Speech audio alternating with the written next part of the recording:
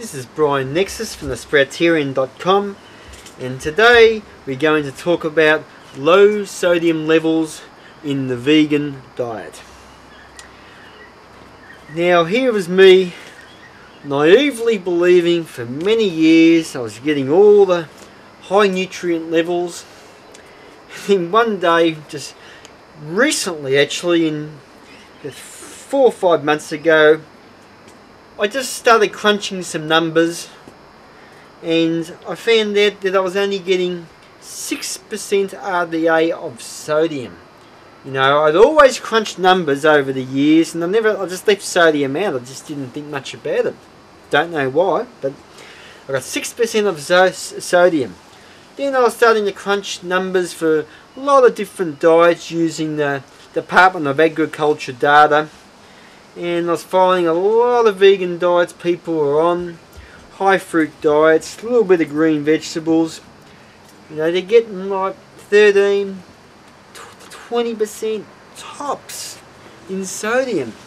And I'm thinking, hang on a minute, this doesn't sound right. There's RDAs for a reason. Minerals are important. You know, how can we just so easily brush this off in the raw vegan world? I thought, hang on a minute, better start consulting the medical literature, see what's going on here.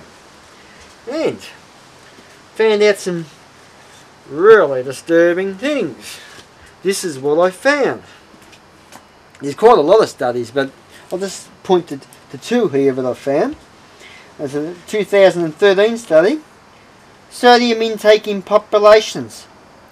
It says, concerns have been raised that a low sodium intake may adversely affect certain risk factors, including blood lipids, insulin resistance, and potentially increased risk of heart disease and stroke.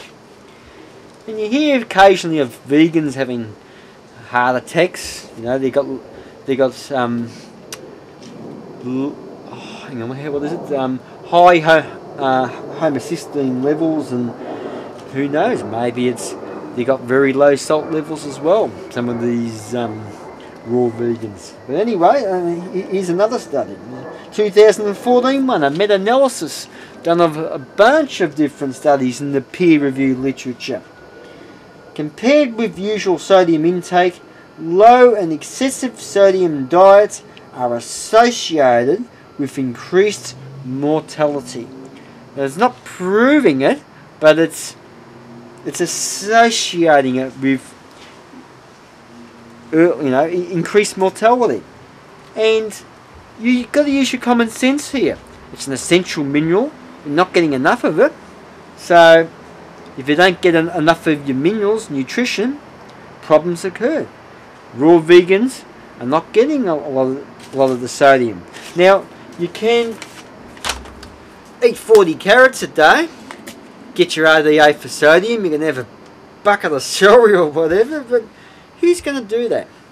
You know, I just think it's easier. We've got to get out of our limited thinking, and we've got to just, I suggest, put a little bit of salt on our on our ferments or on our vegetables or whatever. Just get half a teaspoon of salt over the day, and just see how you go. You know, since I've been having salt, I'll do even better.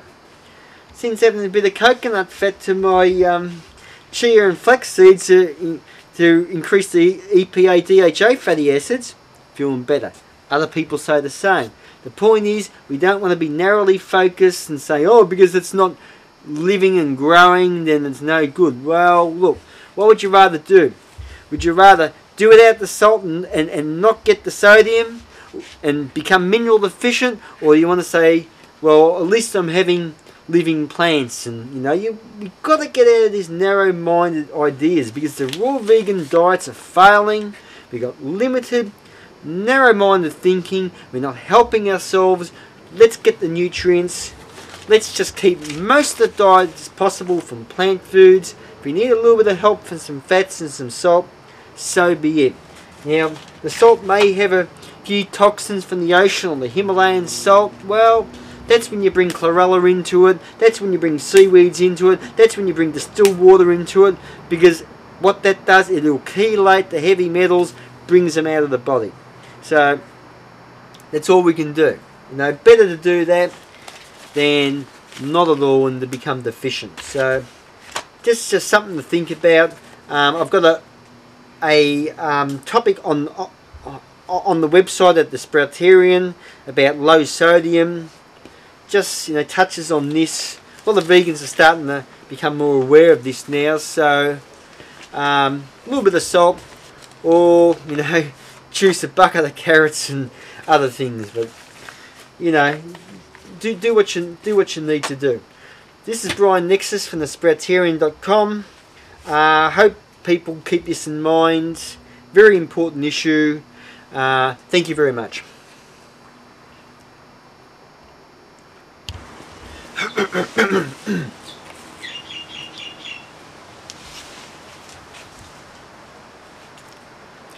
This is Brian Nexus from the Sproutarian.com, and this is just a little follow-up to the chia seeds and the fermented sunflower seeds that I forgot to mention earlier. Now, when you finish with your chia seeds, what you do is you just give the cloths a real quick clean using a spatula. That's the quickest. You scrape it clean. It takes 30 seconds. I know this is an old one. This is like 6 months old with old chia, but you know what I mean. But when you've got the other ones, you just clean it, finish it off like that, ball a rag, hanging out to dry, be nice and clean, it's done. This is just an old one. I just wanted to show you an example. That's how you clean your chia rags, like that. Now, getting onto the sunflower seeds, one thing I forgot to mention about the ferments is that they're very high in selenium.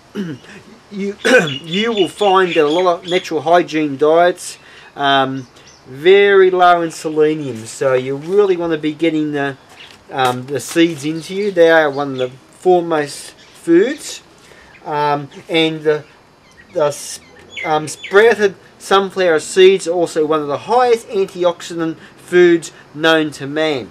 And as we know, it's from dozens and dozens and dozens, hundreds of peer-reviewed medical literature articles state that oxidative stress is one of the main causes of disease, along with excessive inflammation. So when you're getting the high antioxidant foods in via phytochemicals and different minerals and vitamins, you are getting a very potent disease fighting food. So, you know, sunflower seeds, fantastic, perfect food. Everyone should be eating them.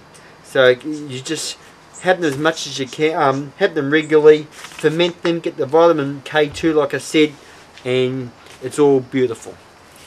That's Brian Nexus from the Sproutarian.com. Thank you very much.